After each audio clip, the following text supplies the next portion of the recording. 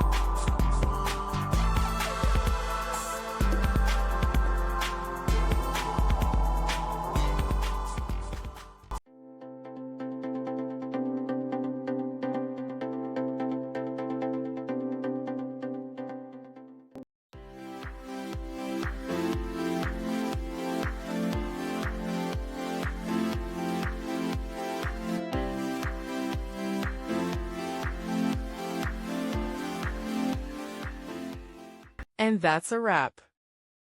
I hope you found the answer you were looking for.